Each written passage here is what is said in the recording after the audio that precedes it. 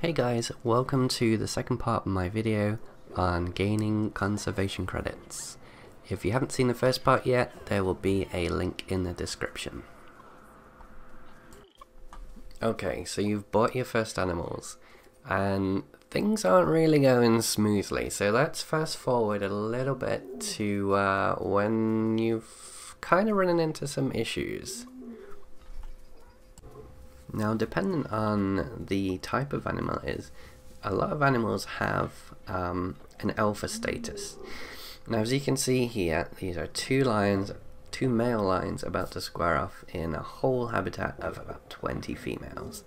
Now, only the male lion with the alpha status will be able to breed with these, and you can have a bit of an idea who's going to win by checking the height, well, the size of the animal.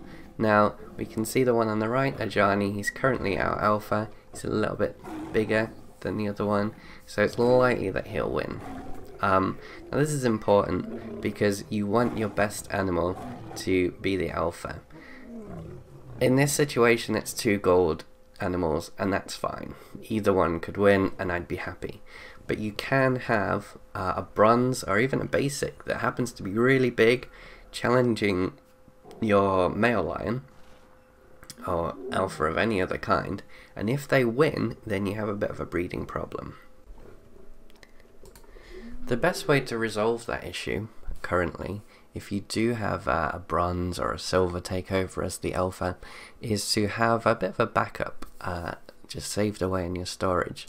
You can have some lions saved that are a little bit bigger, that are likely to win in a fight and regain that alpha status. So I've got a few gold lions saved here, although one you can see on there is only 58% size. The other three are 83%, which isn't bad. So if we then add those to the enclosure, they would hopefully beat out our bronze or silver usurper and put the gold lion back on top. Now this is important so that you continue to have the best possible chance of breeding and having a large pack of decent animals. You really just want to avoid the scenario where you have a basic lion that happens to be really big but completely infertile. So it's a good idea to go through your babies. Anything that is anything that's male but isn't gold, just throw that into a separate pen. That's the safest way of doing things. It saves you a lot of hassle in the long run. Not all animals are the same though. If we do have a look at the Zoopedia and check out the lion, you can see that generally you have one male and a lot of females, and that's why we're getting rid of the alphas that aren't as good. Whereas if we take a look at grizzly bears and their species data, they're actually promiscuous, but they only have one male and one female. When a baby grows up, it'll contest, and basically they'll all get in a big scrap because they can only have one male and one female. Does make it a little bit difficult though, because that means you have to move out and swap males and females and make sure you only have two in there at a time. Even more difficult is the tapir, because they're actually monogamous, so you can't really swap out the males and females because they just mate for life. So every animal's a little bit different, and you do have to bear that in mind when you're making these decisions about which animals to keep, and also keeping an eye on each enclosure to make sure that animals aren't fighting, getting injured, and potentially even killing each other. One thing that does come up a lot is about inbreeding. So if we take a look at Neela, our grizzly girl, and check out her genetics, you can actually compare the mates on this screen. Now, one of the things to look at here, the middle portion is the offspring between the two parents. Now if you look at the sizes, they're both fairly similar, so the offspring is likely to have the size of 83% and longevity 50%. But if you look at the two at the bottom, you've got fertility and immunity. Now those are huge, massive blocks that the offspring could fall into. Now if we check out the animal market, and let's bring in a grizzly bear. Let's have a grizzly bear that's not related. We'll just pick something cheap. And we'll see how they compare. So we'll just adopt that.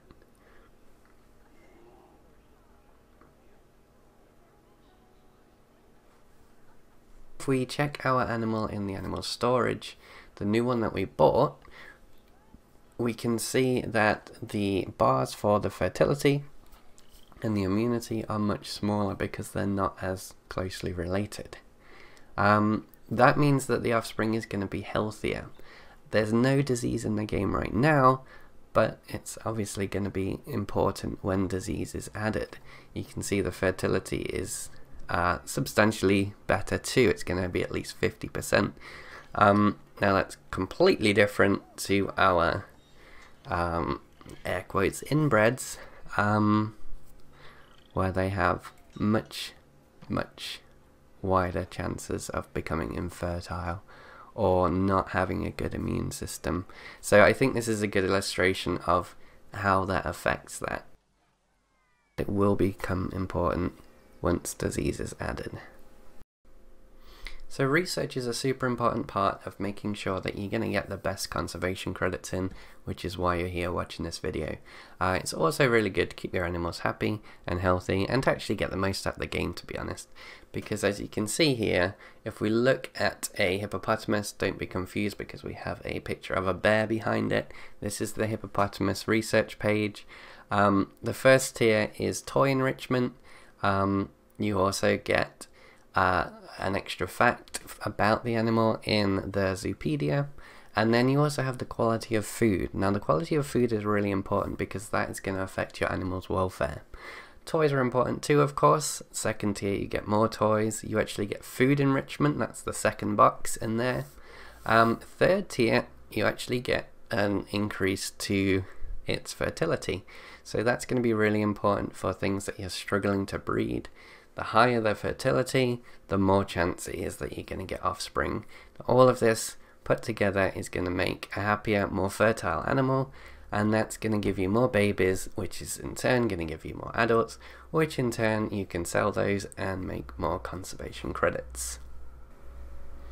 So just to quickly go through the welfare stats of an animal. These are obviously pretty important because essentially if your animal's not happy, it's not going to breed, it's not going to make you babies, it's not going to make you any conservation credits, and your zoo's going to be pretty pants. So you've got to keep your animals happy. So generally you want to be looking at this welfare stat here. Not currently great, 79%, but it's not terrible either. The nutrition stat, nourishment is just basically how much food is available to the animal.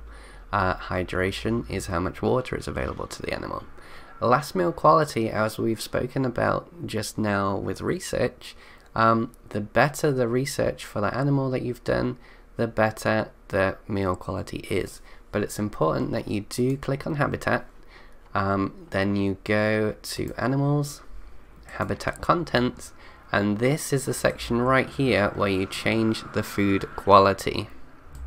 So this is really important that you do that. It does cost more, but it's also better for them, and it's going to be better welfare for your animal as well. Make them happier. The other thing is drink cleanliness. Now I'm not sure whether that's affected by the zookeepers coming in, or whether that's more affected by our water treatment plants. Which may again contribute to the cleanliness itself of the habitat. So you've got the water here. As you can see, it's not too bad. I've seen better, I've seen much worse for the cleanliness of water. But it's important that you have that up and running to keep your zoo clean. So if we continue going through this, we've got social group. You can usually find the information up here. It's also in the Zoopedia. Basically, you want to ensure that the adult population is in this section here. So they like quite a lot of different well, they like to have a big family basically. So the other thing important in the social stat is space. Now each habitat needs to be big enough to accommodate the one animal and also all the other animals as well. Now in the Zoopedia we can see, hopefully it goes to the right page, that the minimum requirements for this is 1,000 land and 1,000 water, so half and half. So that's why we've got a big water section and we've got a big land section. It's important that the animals can get to all the areas as well. So if you open up the filter, traversable area, and then you can actually see, if you click on one of your animals, all the areas that they can reach. So it's key that they can reach all of the areas. We've also got hard shelter in here as well, which is another of the habitat stats, this one here. You need enough hard shelter for all of your animals to be able to fill the areas. So obviously there's probably a bit of a lack of hard shelter here, to be honest. You've got plants, terrain. Terrain can be found up here. You can also see how much land area they need as a whole. So that's showing nearly 5,000 there. I mean, they've got a little bit more than that, so it's okay for space. They actually need more water right now. Then you've got terrain distribution here. This is changed with the paintbrush, so we can change those. Let's turn the filter back off. And flipping back to welfare, then you've just got enrichment. Toy enrichment and food enrichment you can find in habitat. Click enrichment items, and then you can actually just type the name of the animal and that all should be tagged correctly. So we could put down a sprinkler, a skittle, you can see one over there, and there's a sprinkler on top. And thank you, little hippo, for playing with that sprinkler right when we needed you. And basically you just want to max those out. Animals do get bored of these, so occasionally you do have to switch them out for the maximum enrichment. But I think that about covers it for welfare. Essentially it's just making sure all of these needs are met. You can actually go through the tabs at the top for a bit more information about each one. Environment, not really such an issue for these animals because they don't really need much in the way of plants and coverage on the ground, but others do.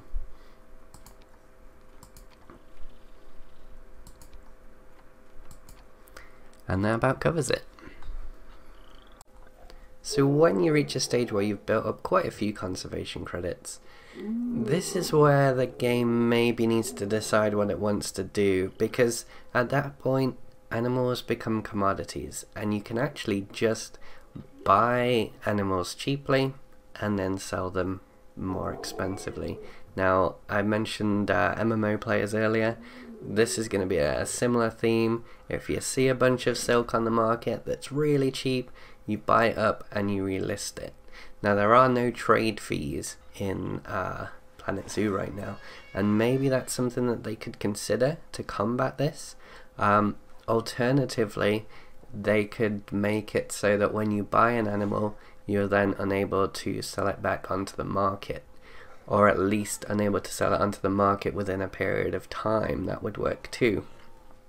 Something does need to happen though, because if you were looking for a tip of why some people can make so much money, this is probably a quick way of doing it. It's not something that I particularly tried to do myself, but if I was going to sell something amazing like let's say a zebra that, you know, there was only one other zebra on there and it was going for 100, you can bet I'd buy that zebra for 100 and then sell my zebra and the other zebra both for 1,000 each. That's just how the market works. It shouldn't, but it does. So if you were looking for one golden tip that probably should be fixed and, you know, shouldn't be there, that probably is it. So just the last thing that I'd really say is that you could do everything right. You could have the maximum welfare, and sometimes they just won't mate. Like they just don't want to do it, and you can't force them. You can just set up the environment as best you can, and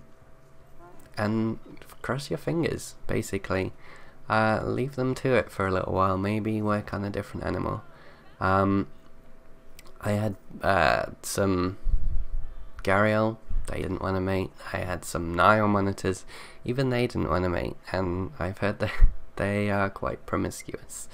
And I had some Formosian bears, 2 entire lifetimes worth of bears. 2 pairs, they lived until they were elderly and died, and then I had another 2 pairs, didn't breed. Switched to grizzlies, bred straight away. You know, it just happens, and that's part of the fun of the game. And hopefully some of this information has helped you. If you do have any further questions, please drop them in the comments below, and have a great day. Cheers guys, bye.